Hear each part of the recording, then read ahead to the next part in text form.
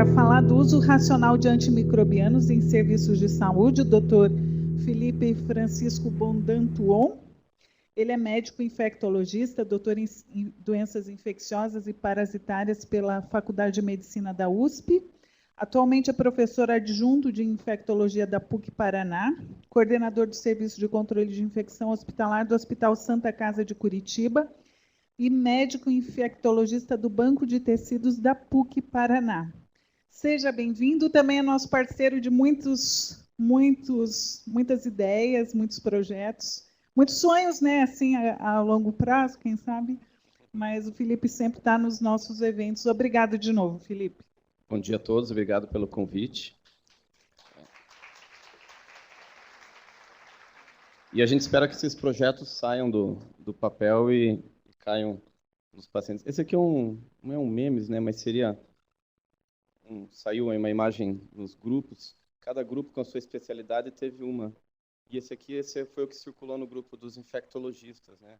Todas as situações onde são indicados antibióticos de uma forma inadequada. Esses aqui são os meus conflitos de interesse. Eu tenho menos 22 minutos para falar, né, que já avançamos, então eu vou tentar ser o mais rápido possível para que vocês possam almoçar aí com calma. Esse aqui é o futuro dos antimicrobianos. Vocês vejam que na última década tem cada vez menos interesse em produzir novos antimicrobianos, né? O principal motivo é o retorno financeiro que esses medicamentos dão para as indústrias farmacêuticas. Usa 5 dias, 7 dias, acabou. Diferente do medicamento para diabetes, para hipertensão, onde a pessoa vai tomar o medicamento por muitos anos ou até morrer, o antibiótico ele tem uma curta validade. Diferente, por exemplo, do mercado das drogas ilícitas. Veja, esse aqui é o número de drogas psicotrópicas alucinógenas que nós tivemos de 2005 para cá. Um pouco diferente do cenário de antibióticos, porque dá muito mais dinheiro. Sem falar que eles têm núcleo de segurança, boas práticas de manejo das medicações, no caso aqui das drogas, para trazê-las da forma mais pura possível para todos, né? Por exemplo, esse Bromo Dragonfly aqui, só para vocês terem uma ideia, é assim que a pessoa fica quando usa essa medicação. Essa é a parte boa, né, da medicação, e essas aqui são as consequências, e aqui o pó ultra puro. Tá? Então não é o mercado de antimicrobianos, é o mercado das drogas ilícitas, que é muito melhor. Quando eu falo em princípio do uso racional dos antimicrobianos, a gente sempre fala em como é que eu vou escolher o melhor antibiótico para o meu paciente. Eu acho que você apontou muito bem, a gente vai precisar de informações, dados epidemiológicos. Além disso, nós temos alguns critérios que a gente usa no dia a dia. Quer dizer, além da identificação do patógeno, eu preciso saber também qual que é o perfil de sensibilidade desse patógeno. As características do paciente. Eu preciso saber qual que é o sítio da infecção. Foi colocado aqui a questão farmacológica de interações medicamentosas. No momento que o paciente retira a medicação, será que não vai existir uma interferência? Isso pode prejudicar o tratamento do paciente, ao invés de ajudá-lo? Via de administração, o pessoal entra no hospital, adora um acesso, adora passar um antibiótico na veia porque ele é mais forte. Isso é uma mentira, e é uma coisa que eu vou tentar desmistificar aqui para vocês. Nós estamos vivendo numa situação onde a questão de custo-benefício é cada vez mais importante. E é difícil a gente conversar com o administrador quando a gente fala em custo e trazer o benefício. Então, ele vê muitas vezes uma cifra e não vê o outro lado, que talvez traga muito mais retorno para o hospital. Então, a gente também precisa trabalhar isso dentro do uso dos antimicrobianos e, obviamente, os eventos adversos. Tá? Eu vou falar sobre 3 focos, o foco empírico nos hospitais e também um pouco sobre, após você já ter a identificação do micro-organismo.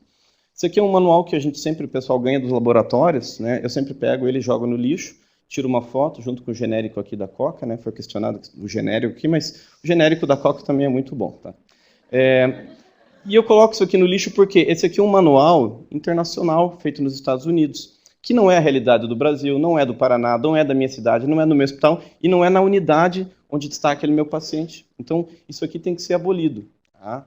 Veja, nesse manual aqui eu tirei uma foto.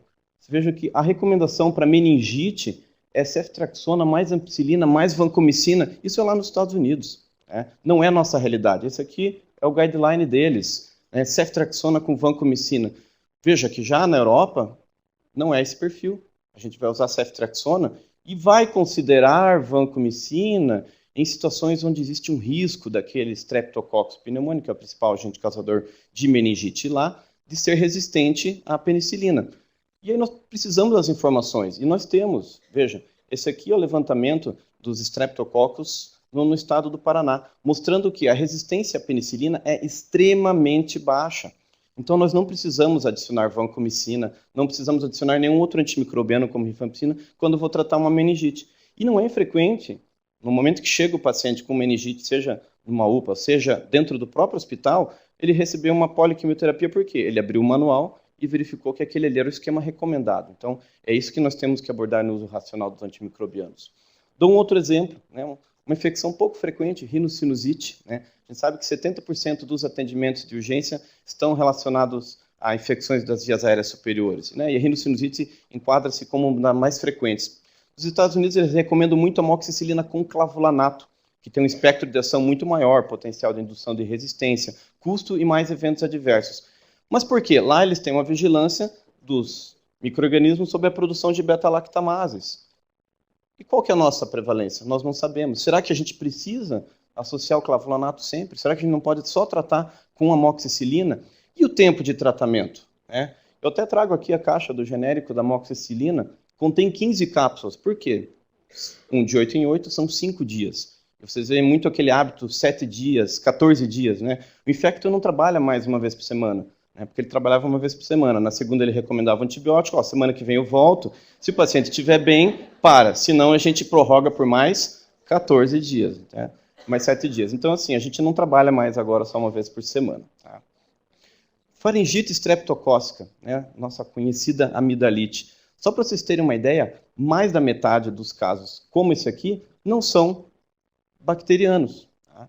Existem alguns critérios clínicos que nós definimos a probabilidade disso ser bacteriano ou não, e a partir desses critérios, né, veja, existe uma pontuação. Se o paciente tiver aquela que a gente diria assim, nossa, isso aqui é escarrado, com certeza é bacteriano. 56% só de chance de ser bacteriano. Os demais ainda assim são virais. Portanto, o ideal é se a gente pudesse fazer a cultura, né? Mas isso não está viável, né, na nossa realidade. E detalhe, mesmo tendo o resultado da cultura, a bactéria que causa a faringite, ela é universalmente, esse é o termo do livro, universal. Não sei se em outros planetas realmente ela é sensível à penicilina, mas no nosso planeta ela é 100% sensível à penicilina. Tá? E o pessoal, existe um hábito em prescrever o quê? Que eles adoram. Azitromicina, porque é 3 dias, um comprimido ao dia, diferente do outro, né? Um de 8 em 8, bezetacil, pelo amor de Deus, né? Tomar uma injeção dói, é muito dolorido, né? Nunca tomei, mas dizem que é muito dolorido. Olha só na China, né? 93% de resistência à azitromicina. E no Brasil? 20% de resistência. Então você está dando um medicamento que vai falhar em 1 a cada 5 pacientes. Então temos que ter atenção, numa droga que é 100% efetiva versus uma droga que tem resistência, apesar de ser mais cômoda para o paciente. E pneumonia? Dando seguimento ainda nas infecções respiratórias. Trouxe aqui para vocês o guideline, né, de tratamento de pneumonia na Inglaterra. Olha que coisa linda que é esse guideline. Paciente que vai para casa, amoxicilina. Paciente que vai para o hospital e não está grave, amoxicilina. Paciente que está moderadamente grave, que vai ter que ficar no hospital, tratamento, amoxicilina. E como? EV oral? Oral. Tá? Paciente está grave, vai para UTI. Amoxi com clavulanato. Mais um macrolídeo. Tá? Onde é que está a ceftriaxona? Aqui, ó, no rodapé. Né? Considera como uma alternativa. Né? E qual que são os nossos protocolos? Já vou mostrar para vocês. Esse aqui é um trabalho do New England, foi um arraso em 2015. Por quê? Mais da metade das pneumonias eram virais. Né? Daquelas que são bacterianas, que sobrou 1/3 só, daquelas que os médicos falavam, isso é pneumonia bacteriana, vejam que 2/3 eram a bactéria Streptococcus pneumoniae, que é sensível à penicilina. E no nosso país, mais de 95% deles são altamente sensíveis à penicilina. Então a gente pode usar amoxicilina para tratar pneumonia. Tá? Veja, depois vem o Staphylococcus aureus, secundários processos causados por influenza. Aí, por último aqui, enterobactérias. Então, a gente tem que começar a entender um pouco melhor a epidemiologia para a gente poder justificar. Esse aqui, ó, é um protocolo que eu tinha no nosso hospital. A gente orientava a ceftriaxona. Depois que eu vi isso, falei, poxa, a gente está sempre aprendendo, né? Em 2 anos eu tive que mudar a rotina do hospital, porque é um hábito usar a ceftriaxona. Tá? E veja que ela tem um potencial de induzir resistência. A gente acaba usando dose a mais. Todo mundo prescreve 2 gramas, 1 grama de 12 em 12. Aí quando eu fui rever os estudos, todos os estudos usam 1 grama e não 2. Por que a gente vai gastar o dobro de medicamento e o potencial de aparecer resistência ainda pode ser maior usando o dobro da medicação? Tá? E outra coisa, para que associar macrolídeo se o evento atípico, a bactéria atípica é extremamente rara? No Brasil a gente tem vários estudos mostrando que elas são extremamente infrequentes. Eu estou associando eventos adversos para o meu paciente. Se um paciente que é cardiopata, que geralmente é aquele paciente que chega com um quadro sugestivo de pneumonia, acaba ganhando macrolídeo, risco de arritmia e maior mortalidade. Então, será que a gente não tem que rever os nossos próprios protocolos? Tá? Aqui só para mostrar para vocês, estudos comparando 1 grama com 2 gramas de ceftriaxona, mostrando que a gente não precisa dar antibiótico demais para os pacientes. Outra questão, aqui também, não precisa ser 7, 14 dias. Né? Isso aqui são os guidelines, recomendando o tratamento em 5 dias para pneumonia. Alguns mais audaciosos, 3 dias de tratamento para pneumonia. E logo, logo, né, nós não vamos mais dar antibiótico para tratar infecções, nós vamos dar anticorpos. Então já tem um estudo que a gente está participando, fazendo antibiótico com anticorpo, porque ainda não dá para tirar o antibiótico de um tratamento. Mas eu acredito que em alguns anos nós vamos parar de dar antibiótico e modificar a resposta imunológica. Porque, coitada da bactéria, ela não tem culpa. Né? Quem tem culpa somos nós, de agredirmos a bactéria e aí, consequentemente, fazer a infecção. Mostrando que não existe diferença da menos de 5 dias ou mais de 5 dias de antibiótico para uma pneumonia. Tá? Inclusive, olha que interessante, esses estudos aqui menores mostraram que quem usou menos tempo de antibiótico sobreviveu mais.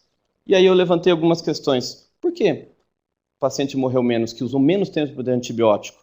Será que mais tempo de hospitalização, medicação EV, flebite por estar aplicando mais vezes medicações? Então, será que por ter ficado mais tempo dentro do hospital não desenvolveu outras infecções? Como a Esther colocou, nesses pacientes que ficam no hospital, 1/3 deles pode adquirir uma infecção hospitalar se for por uma UTI. Então, vejam o risco que nós estamos fornecendo para esses pacientes. E aqui, para finalizar essa questão de tempo de tratamento, desmistificar esse 5, 7, 14 dias, tá? Isso aqui é um estudo clínico controlado, randomizado, aquela coisa que a gente gosta, né? A medicina baseada em evidência. Porque sempre quando a gente questiona um estudo aqui, um estudo acolá, mas isso, a evidência é fraca. Então, trouxe aqui um estudo publicado no JAMA com evidência robusta, mostrando que aqueles pacientes que tomaram menos tempo de antibiótico para pneumonia, menos de 5 dias, tiveram no protocolo, veja só, menos mortalidade, tá? E com diferença estatisticamente significativa quando o paciente é mais grave. Olha que interessante. Então, você dá menos, é mais para o paciente. Então, menos antibiótico aumenta a sobrevida desses pacientes. E detalhe, diminui, nos pacientes que sobreviveram, as readmissões. Então, você dá menos antibiótico, faz com que diminua a chance desse paciente ser rehospitalizados. Tá? Outra questão que eu levanto, a gente tem que ter cuidado com o tipo de antibiótico que a gente dá.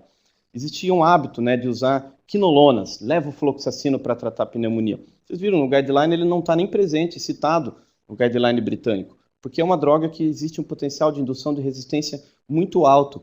E nós temos um grande problema. Além de não ter diferença, o nosso país, que tem uma endemia para tuberculose, o estado do Paraná, em torno de 30 casos para cada 100 mil habitantes, as quinolonas podem atrasar um diagnóstico de tuberculose. E na China eles mostraram que, inclusive, aumenta a resistência da micobactéria para as quinolonas, dificultando os tratamentos de resgate. E aí nós temos uma outra consequência, que é isso aqui. Isso aqui é um parcial de urina, né, lá da época que eu era médico do evangélico ainda, de uma funcionária que estava com uma infecção urinária, e olha só o que era resistente. Né? O top of mind da infecção urinária. Quando vocês pensam em infecção urinária, qual que é o antibiótico que vem à mente de vocês? Cipro, né? Já vem até com nome comercial, olha só que chamativo, né? Cipro. E esse caso aqui demonstra uma realidade do nosso município. Então, esse aqui é um levantamento que nós fizemos com quase 10 mil pacientes com infecção urinária, mostrando que a resistência a ciprofloxacino no nosso município é próxima de 20%. Quer dizer, cada 5 cistites que eu for tratar, uma vai estar falhando. E isso não é nenhuma novidade, porque no ano seguinte, vamos lá? No ano seguinte, né, já saiu o guideline norte-americano mostrando que nem tem cipro aqui.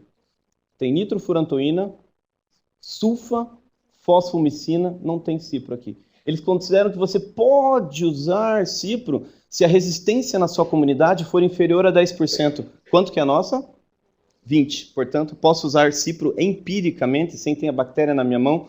Não posso. Então, não se usa mais cipro para tratar infecção urinária em Curitiba. Provavelmente no resto do estado também, assim como em outros municípios. Tá? Esse aqui é um mestrado de um aluno meu. Ele mapeou a resistência das E. coli a cipro em Curitiba. Ele está mapeando ainda, né? Trabalho que a gente está fazendo em conjunto com a secretaria.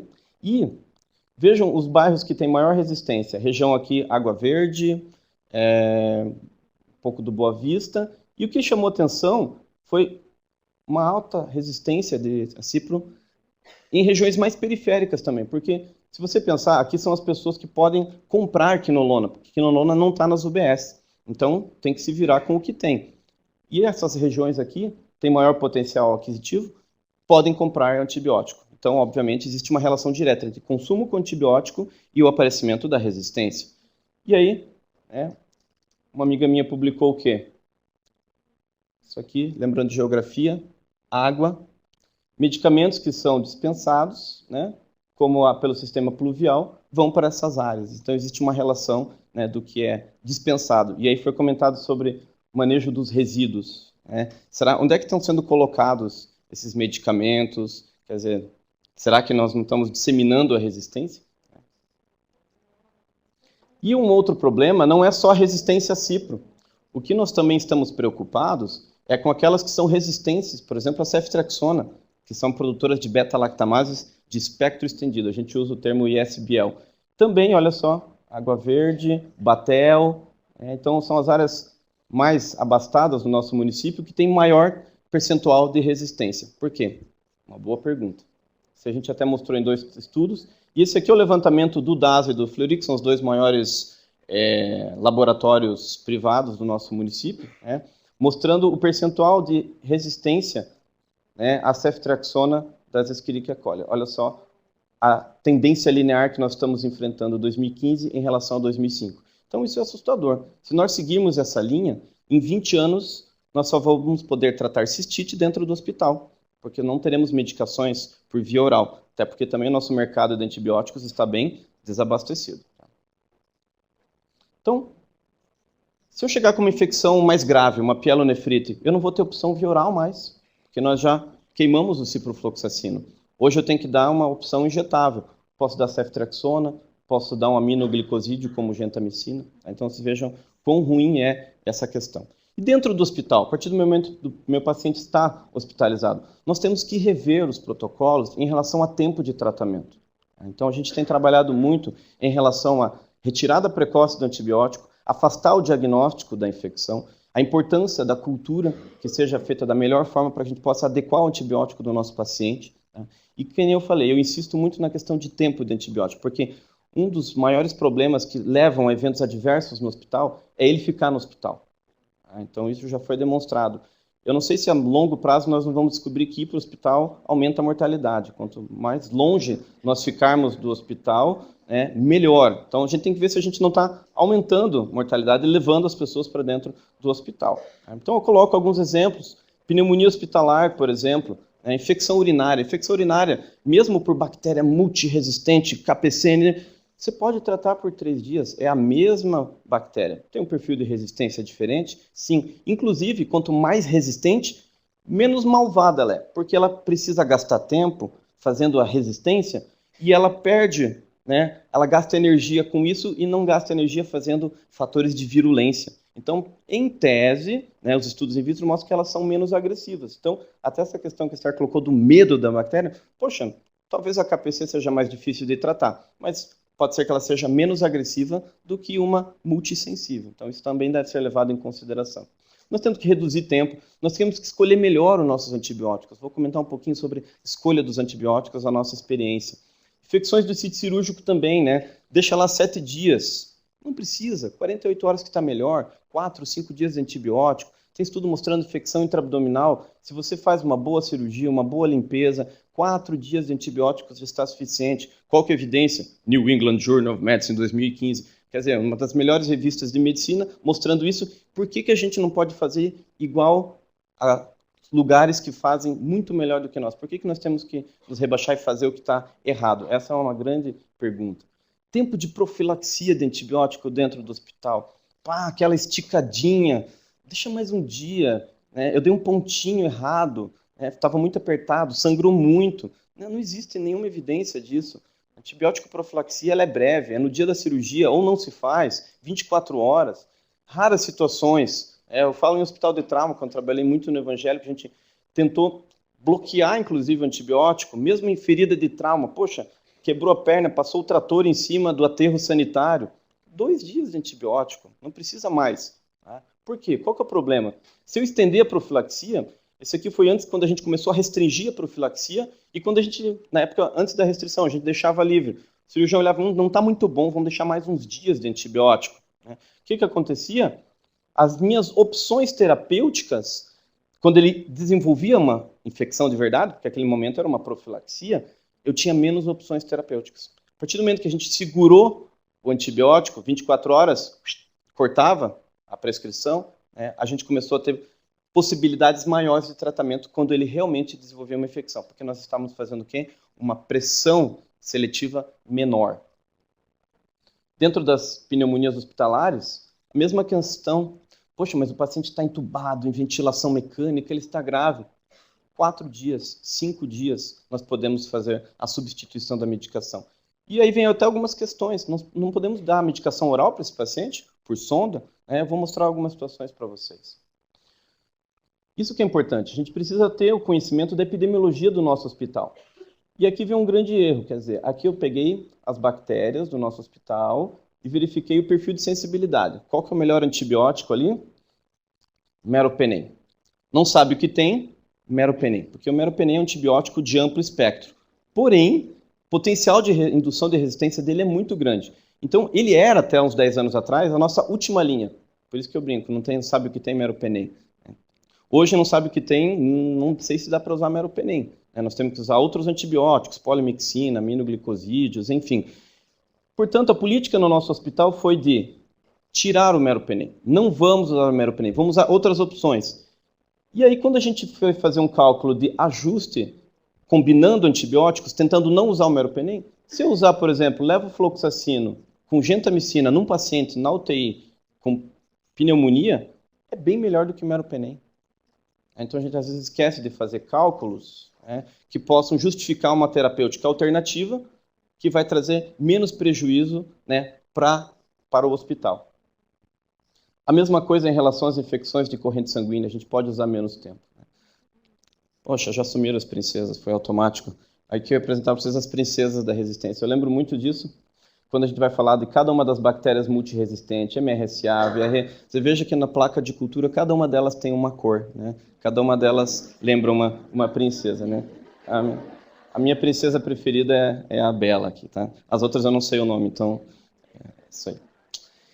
Então, se a gente começar a usar muito o meropenem e outros antibióticos, que daí vai a política de cada hospital, o que nós fazemos? Nós matamos um monte de bactéria que faz parte do nosso microbioma, no intestino, cavidade oral, na mulher, no caso, a cavidade vaginal, tá? E as bactérias boazinhas vão embora, sensíveis, sobram as resistentes. Elas olham para o lado, não tem nada, olham para o outro, não tem nada, e elas vão se multiplicando. E acabam, então, o quê? Colonizando esse paciente com essas bactérias. E a partir daí, ele colonizado, contamina dispositivos, contamina a equipe médica, coitados, né? Eles vão lá e pegam aquela bactéria, né? Daqui para cá, daqui para outro paciente, um paciente que está suscetível, né? E quando pega uma bactéria dessa, aí sim ele desenvolve uma infecção grave. Só para vocês terem uma ideia, esse aqui é o panorama de Curitiba no ano passado, mostrando que praticamente metade das infecções hospitalares são causadas por bactérias multiresistentes. Dentre elas, aqui a Belo, Staphylococcus aureus, a Klebsiella, que eu não lembro o nome, Pseudomonas e Acineto, são os principais agentes responsáveis. E vejam só o perfil dessas bactérias. O Acinetobacter, que tragédia que nós temos, né? Quase 70%, 80% deles são resistentes ao meropenem. E aí, sobrando poucas opções terapêuticas, fica aí a polimixina, que Esther mostrou para vocês, já temos resistência, não só aquela resistência que eu vou mostrar uma figura para vocês, mas uma resistência que pode ser transmitida entre as bactérias de diferentes espécies e gêneros, uma grande preocupação. Pseudomonas, nós temos um panorama inverso do que nós tínhamos alguns anos atrás. Eu vim da época que Pseudomonas era metade resistente ao meropenem, hoje o nosso panorama está um pouco até mais favorável, olha que coisa interessante, né?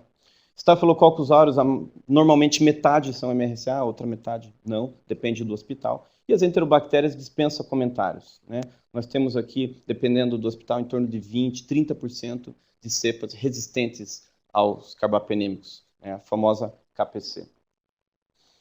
E até nós fomos estudar essas pseudomonas aqui, nós vimos que a pseudomonas que tem em Curitiba é a mesma de Londrina, é a mesma de Foz do Iguaçu, é a mesma de Cornélio Procópio, é a mesma.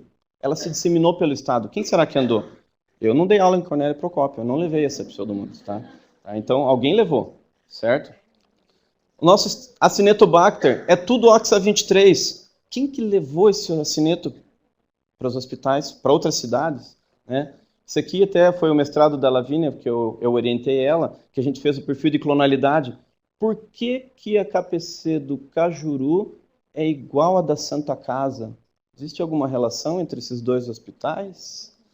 Os médicos trabalham um no outro. Por que que as cepas do Nossa Senhora das Graças são muito parecidas com a do Hospital de Clínicas? Alguém tem alguma ideia? E alguém poderia me ajudar? Por que que as do HT são muito parecidas com a do Evangélico? O que que trafega de cá para lá, de lá para cá, levando e trazendo, hein? Serviços de trauma?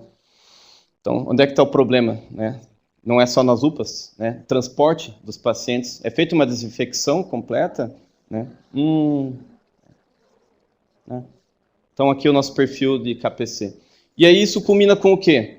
Bactéria multiresistente, necessidade de mais antibióticos. E nós tivemos que aprender onde nós temos que usar terapia combinada. O que é terapia combinada? Usar 2 antibióticos para ver se a gente consegue matar uma bactéria, porque um só antibiótico não dá conta. Porque os antibióticos que nós estamos usando são ruins, né? E isso, gente, foi um trabalho que a gente publicou no Lancet mês passado, só que olha que bobeira nossa, né? O Paul Ehrlich já tinha publicado na mesma revista, Lancet, em 1913. Eu acho que o corpo editorial nem se tocou disso, né? Em 1913, o que ele mostrou? Eu acho que a terapia combinada será, no futuro, né, uma conquista, um campo de cada vez maior ação. Ele criou essa frase, hit hard and fast. Então, seja agressivo, rápido, não demore para dar um antibiótico e tente acertar da forma mais rápida possível. Então, eu pergunto, será que Paul Ehrlich era evidente? Ele saberia que ia aparecer uma KPC, que ia aparecer uma NDM, né, um MCR1? Ele já sabia, provavelmente. Isso aqui só para vocês verem uma brincadeira que eu fiz no laboratório.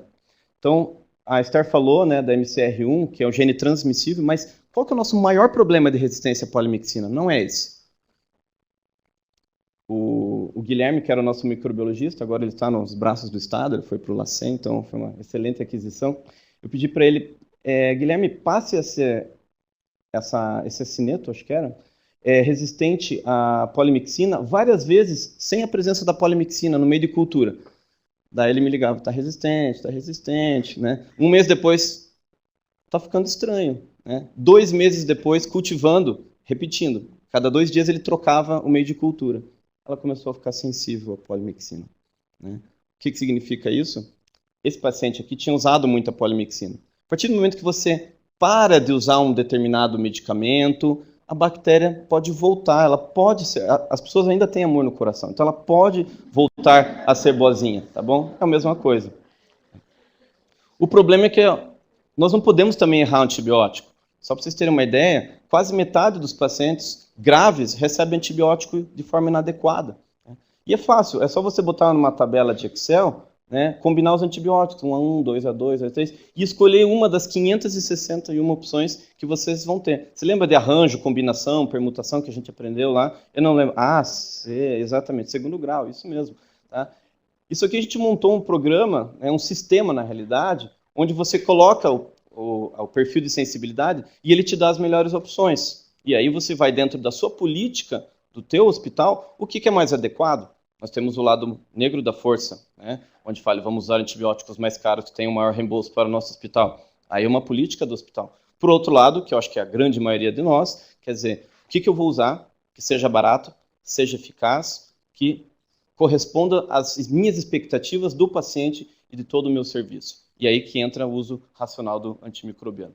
Então a gente montou um programa, numa forma de prateleira. O que significa isso? Prateleira, a hora que eu quiser, eu desmonto, né? Tipo toque-toque, se eu quiser, põe ela na forma de L, coloca ela em pé, e você pode ir mudando o protocolo de uma forma simultânea. O Esther colocou muito bem, você pega, imprime, fala 5.000 impressões, 30.000 impressões, está aqui o protocolo. Mês que vem, muda. Errata. Né? No outro ano, mudou todo o perfil do hospital. Já vou mostrar para vocês o que aconteceu com a gente, por exemplo. E aí, como é que você vai mudar o protocolo? A pessoa está lá com o protocolo no bolso, e quem disse que está no bolso, né, já jogou fora. Agora, o que está no bolso e na mão de todos vocês? Celular. Tá? Então, nós temos que trazer, já não é mais nem tecnologia. Ontem eu estava falando com o nosso engenheiro de informática, ele falou, olha, o aplicativo já era. Eu falei, meu Deus, então me fale o que é, né? Qual que é a próxima que eu quero estar updated, né? Formulários de restrição, Então, esses formulários de restrição hoje são todos no computador. Isso é importante para evitar que o médico saia prescrevendo antibiótico sem ter uma noção do motivo pelo qual ele está prescrevendo. Né? Ah, dipirona ser dor, né? Dipirona ser febre, buscopan ser não sei o quê, plasmil ser vômito. Não é essa uma prescrição habitual dentro do hospital? Isso tem que ser abolido. Né? E o antibiótico pode acabar, né? Ceftriaxona ser febre. Né? Seria uma situação se a gente não tivesse os formulários de restrição. E aí nós montamos o aplicativo. Essas cores aqui não dizem alguma coisa sobre segurança do paciente?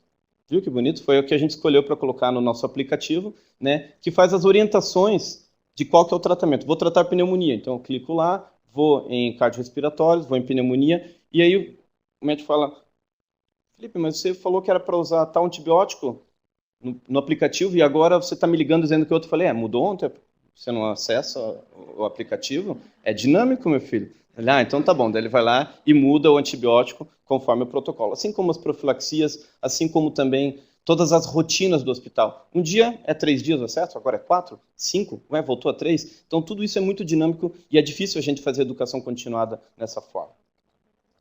Depois que a gente instituiu esse aplicativo e fez um trabalho ativo, quer dizer, não é só dar um aplicativo, dar só um protocolo, mas trabalhando de uma forma ativa com as equipes e mudando o tipo dos antibióticos conforme a epidemiologia do hospital, não simplesmente um protocolo qualquer, nós conseguimos diminuir o consumo de alguns antibióticos que para nós não eram estratégicos do ponto de vista de suscetibilidade, tá? E conseguimos reduzir o consumo de meropenem, às custas do aumento do consumo de aminoglicosídeos, porque foi o antibiótico que nós elencamos. Com isso, ao longo dos anos, a gente conseguiu, esse aqui é o número de cepas KPCs no nosso hospital, a gente ficou muito contente numa zona de conforto, que, nossa, não vamos mais ter KPC. Né? De repente, bum! O que será que aconteceu aqui? Um surto de KPC. Mudou a política do hospital. Né? Pegamos uns leitos de UTI, vamos receber os pacientes das UPAs. Não sei se foi coincidência, fechou isso, sumiu. Né? Então, quer dizer, onde é que está circulando a KPC? Será que o problema é do hospital só? Né? Então, não é só do hospital. Como diria, ela está no meio de nós. Né? Esse aqui é só para vocês mostrarem, para eu mostrar para vocês, né, que depois que a gente instituiu esse protocolo, por exemplo, com o aminoglicosídeo, né, não mudou muito o perfil desse antimicrobiano, só que é um antibiótico antigo. Se vocês lembrarem da faculdade, vocês vão só saber que aminoglicosídeos faz o quê? Insuficiência renal, é só isso que a gente lembra. Os médicos têm medo de usar. Eles já vão para a aula sabendo que aminoglicosídeo, a gentamicina e a amicacina é a medicação que faz insuficiência renal.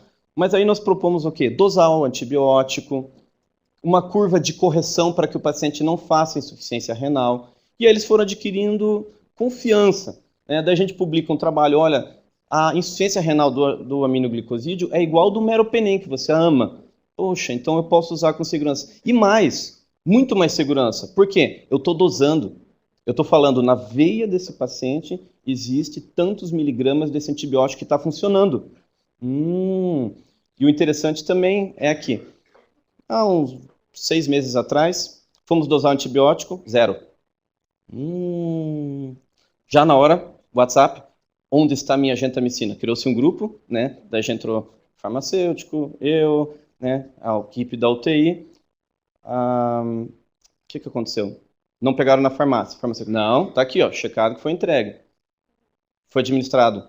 Tá, checado a medicação. Meu Deus. O que nós pensamos? Aplicaram no paciente errado? Dosamos gentamicina de todo mundo na UTI. Ninguém com gentamicina. Então, ninguém recebeu errado aquele medicamento. E daí eu com aquela expectativa, será que aquele genérico não tem o antibiótico dentro? Era água dentro daquela ampola? Pegamos o mesmo lote, quebramos, dosamos, o aparelho deu pico lá, né? Tinha antibiótico ali dentro. Né? Tava no bolso. Né? Então, assim, ver se você pudesse dosar, tava no bolso. Esqueceu de diluir e aplicar a medicação. Então, foi encontrado o culpado. O que aconteceu? Vou preparar. Parada, né? Parada cardíaca, foram lá, 1 hora em cima do paciente, trocar plantão, a pessoa levou para casa, né? A gentamicina, coitado do paciente, esqueceu de ser tratado. Tá? Mas acontece, é um evento adverso? Foi. A pessoa foi punida? Não. Eu acho que isso é importante. Quer dizer, você tem um mecanismo de entender um erro que não teria sido detectado de forma alguma, né? Se a gente não tivesse a possibilidade de fazer a dosagem. E ela é barata. Ela é extremamente barata, muito mais barata do que usar os outros antibióticos. Então, você está dando segurança, você está trazendo benefício para o paciente, para a equipe, e ainda está economizando. Não tem coisa melhor, todo mundo sai. Outra questão, essa aqui, não sei se vocês conhecem, é a Liga de Combate contra a Vancomicina. Né? Então, vem o laboratório, o meu é melhor, todos contra a velha vancomicina. Nefrotóxica, letal. Né? E a gente sabe que isso não é verdade. Né? A vancomicina, né, ela não dá caneta, né, não paga congresso, não paga viagem, né, não agrada, não traz manual. Né, e aí como é que fica você usar um antibiótico assim, com tantas forças contra eles? Né? Sem falar nisso aqui, né, ministro de propaganda do Hitler, uma mentira repetida 1000 vezes torna-se uma verdade. E como é que isso vai desmentir tantas informações assim para a equipe médica? É difícil. Eu dei o exemplo da Vanco, mas isso é para um monte de antimicrobianos. Falei do tempo, pode falar de dose e de diversas outras medicações. Né? Como fazer acabar essas mentiras. E eu gostei muito assim desse editorial. Né? É bom pegar pessoas que vão ficando mais idosas. Né? Talvez elas não sejam assim, não tenham aquela habilidade de fazer uma conduta, de entubar um doente, mas elas nos fazem refletir um pouco. E aqui ele coloca muito bem de uma forma mais filosófica a questão da vancomicina, e isso vale para todas as condutas, né? Quando a gente tem algo concretizado. Né? Que, embora alguns acreditam que esse assunto seja um livro fechado, né, que seja uma droga inútil, eles acham que esse livro ainda está aberto a muita discussão. Quer dizer, mesmo com 60 anos de idade, né, daqui a pouco a Vanco vai poder ter estacionamento dentro do hospital já garantido, uma vaga especial para ela, ela ainda continua sendo droga de primeira escolha. Porém, já trago algumas questões. Quer usar um antibiótico mais novo, mais moderno, né? Quer usar, eu sei que deve ter gente que gosta muito de Fusca, mas é o exemplo que eu dou, né? Quer usar Mercedes, mas o Fusca vai te levar no mesmo lugar, em Curitiba, no trânsito atual, no mesmo tempo. Tá? Então não vai fazer diferença. Tá? Então a gente pode dosar a vancomicina. Olha que legal. Você fala para ele, cara, eu vou dosar. Eu vou saber quanto que está entrando de vanco, quanto que tem ali naquele lugar. É bem melhor do que isso aqui, você não sabe se vai estar dando. Vai que esquece de dar uma medicação. Eu posso te dar uma maior segurança. Interessante, né? Daí o cara não vai mais para os congressos, né? Porque daí o laboratório não paga mais as viagens. Isso aqui, só para vocês terem uma ideia, como é que é a dosagem de vanco. Aqui são os níveis e aqui a taxa de lesão renal do paciente. Mas na realidade eu não queria falar de lesão renal, eu queria passar para vocês quão maluco que é quando se dá um antibiótico, a mesma dose, 1 grama de 12 em 12 para todo mundo, como é que fica para cada pessoa. Então, isso aí se chama, faz parte do uso racional, a gente deveria dosar antibiótico de todos os pacientes. Né? A forma como os antibióticos circulam no nosso corpo, que é chamada de farmacocinética, é extremamente individual. Nós vamos ter que evoluir para isso. Isso está diretamente relacionado com segurança. Tá? Nós temos que melhorar isso. Começamos com Vanco e Genta, que é o que nós temos no bolso? Sim, já é um grande avanço. Tá? E um detalhe, aqueles pacientes que fazem insuficiência renal, porque quando a Vanco atingir esses níveis aqui, ó, ela começa a ser mais nefrotóxica. E eu não posso, porque o meu paciente com nefrotoxicidade pela Vanco, isso aqui é um trabalho de um aluno de iniciação científica, aumentou em 7 dias. Você sabe a diária do hospital de vocês? Quanto que é? Nosso lá é R$400 por dia. Então, 4 vezes 7, 2.800. É uma vaga que fica ocupada, um paciente que poderia fazer um procedimento cirúrgico, é um paciente que eu podia tirá-lo da UPA para não levar 48 horas para ele ser hospitalizado, talvez menos. Multiplico isso pelo meu hospital, pelos outros, pelo do Estado, pelo do Brasil, né? Provavelmente nós esgotaríamos filas de internação. Tá? Eu acredito que sim. Né? Se a gente pudesse usar as coisas de uma forma um pouco mais racional. E uma mensagem que eu queria trazer para vocês é desmistificar isso, aqui vai ser árduo, né? A questão do EV versus o via oral. Tá? Veja, o paciente que pode tomar uma medicação, o antibiótico pela boca, é um paciente que vai ter menos necessidade de troca de acesso, porque medicação, cada manipulação, o risco de flebite é maior. Menos manipulação, menos flebite, menos eventos adversos e alta precoce, porque muitas vezes a pessoa vai passar visita na enfermaria com o professor, o titular, o doutor, né? Não, temos que esperar acabar o antibiótico para ele ir para casa. Se ele já está com antibiótico oral, mas ele pode tomar em casa, não pode? Então, vamos dar alta. Esse paciente não precisa ficar mais 2 dias. Dá para fazer mais uma cirurgia de hérnia. E o paciente tem alta no dia seguinte. Tá? Dá para implantar um marca-passo. Tá? Talvez 2 pacientes dê para fazer uma cirurgia cardíaca, uma revascularização do miocárdio. Então, nós temos que repensar nessa busca ativa pela troca do antibiótico EV para o antibiótico via oral. Tá? Não tem que aplicar no hospital. Isso aqui é um trabalho que a gente fez, né, que a gente implementou um farmacêutico clínico no hospital, onde ele fazia busca. Esse paciente pode trocar o antibiótico EV para via oral, e a gente ia lá, conectava com o médico, WhatsApp, né? A gente já tinha até o web WhatsApp na tela do computador, tudo mandava mensagem, ou no grupo, ou individual, né? E o consumo de antibiótico oral no hospital, o que aconteceu? Explodiu. Tá? Consequentemente, diminuímos em 1 dia a média hospitalar no mesmo período. Tá? 1 dia. Isso significa 20% a mais de internações no hospital. Tá? Tiramos os antibióticos que não eram adequados para o nosso perfil. Nós não deixamos de dar antibiótico, nós só otimizamos. Antibióticos mais eficazes, menos tempo, diminuímos o tempo de internação. Consequentemente, uma coisa que o administrador, aí sim ele entendeu tudo que a gente estava fazendo, né? Uma economia de $300 mil no final de um ano. Aí quando você fala, opa, ele fala, aqui é o canal. Né? Então, aqui que ele gostou, depois de um ano que ele falou, você, não conhecia você. Então, assim que funciona o administrador. E é importante a gente já ir levando alguns conceitos, né? Tentar evitar as quinolonas nas infecções da comunidade, como já ficou bem claro para vocês a questão do cipro. Né? Evitar o uso dos carbapenêmicos. Né? KPC é uma bactéria resistente a carbapenêmico. O Acinetobacter, que é resistente a carbapenêmico. Pseudomonas, que é resistente a carbapenêmico. Esse é o nosso antibiótico que temos que preservar. Tá? Evitar a polimixina, por quê? Vocês viram, ela é a última linha. É resistente a meropenem, eu vou ter que acabar indo para polimixina. Então, tentar segurar o uso, às vezes, desnecessário dessa medicação. E quando for tratar, tentar tratar por menos tempo, para que eu não exponha esse paciente a utilização da polimixina. Aquela bactéria que eu mostrei para vocês lá, que eu fiquei tirando da cultura para ver se ela voltava a ficar sensível, né? Se o coração dela voltava a bater. O que aconteceu? Era um coração gelado, de pedra e peludo. Quando se dá a polimixina, gente, se a gente arrancar o rim de vocês, 6 meses depois vai ter ainda polimixina lá, grudada no rim. Tá? Significa que a droga está lá. Você está, de repente, pegando uma infecção e vai aparecer uma resistência àquele antibiótico, mas eu nunca cheguei perto daquele antibiótico nos últimos 2 meses, 3 meses, mas ele está lá. E é possível que você esteja eliminando ele em quantidades muito baixas que podem estar, né, promovendo resistência. Então, isso é uma verdade. Tá? de reduzir tempo e troca o mais precoce possível via oral. Aqui são alguns esquemas que a gente orienta. Eu já tenho até um Ctrl+C, Ctrl+V no Word, né, de orientação, porque, meu Deus, de novo, esqueceram de trocar o antibiótico, o paciente está se alimentando, já faço essa orientação. E o que eu insisto muito é que a cinética do EV e do via oral é muito próxima. A pessoa, mas o via oral não é mais fraco? Bem, uma quinolona, por que a dose de leva 500 EV e 500 via oral? Porque a biodisponibilidade é de 98%. O que eu dou, 90% é absorvido, desde que não tome com leite. Tá? Mas leite no hospital não é tão caro, né? Então a gente não dá muito para os pacientes, tá bom? Pelo menos nos nossos, tá?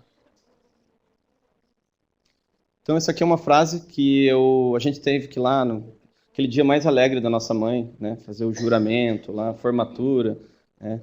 Foi dia 29 de janeiro de 1900 e bolinha, né? Primeiro, o juramento que a gente faz, não fazer o mal.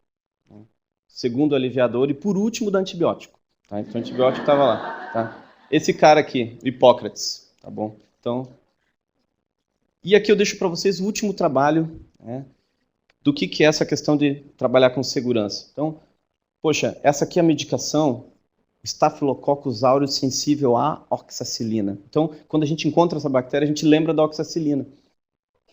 Esse estudo mostrou que esses pacientes morrem mais com oxacilina do que quando eram tratados com a cefazolina, que é um antibiótico que também mata esses Staphylococcus. E por quê? Oxacilina você tem que fazer 6 vezes ao dia. Quem aqui é enfermeiro e recebe uma prescrição de 4 em 4 horas? Aí, às vezes, associa com penicilina, de 4 em 4, daí você faz um intervalo, de cada 2 horas você faz. E o paciente não está na UTI, né? E aí você tem que ainda cuidar de mais 8 pacientes. É uma droga extremamente flebitogênica, né? Chega no 3º dia, o paciente... Ih, doutor, está tudo inflamado o meu braço aqui. Tá? É uma droga mais cara que essa. Tem que diluir em 250. O paciente daqui sai com 3 a 4 litros a mais, que a gente até esquece de calcular no balanço por causa da diluição. Frente a uma que eu posso diluir em 10 ml de água destilada, aplicar em 2 minutos, frente a uma que tem que correr em 30 minutos. Então a gente não tem que rever o protocolo do nosso hospital, mesmo quando eu tenho uma identificada bactéria, esse é o antibiótico de escolha, é o de escolha para fazer o mal. Então a gente tem que repensar dentro da sua realidade, do seu hospital, dos seus protocolos. Isso aqui não é uma verdade absoluta, mas é um estudo clínico, né, que foi uma corte num país todo mostrando a diferença de morte daqueles que usam um medicamento que, embora seja tido, né, como o melhor, o mais indicado, talvez faça mais mal, mais eventos adversos, tá bom? Muito obrigado, gente.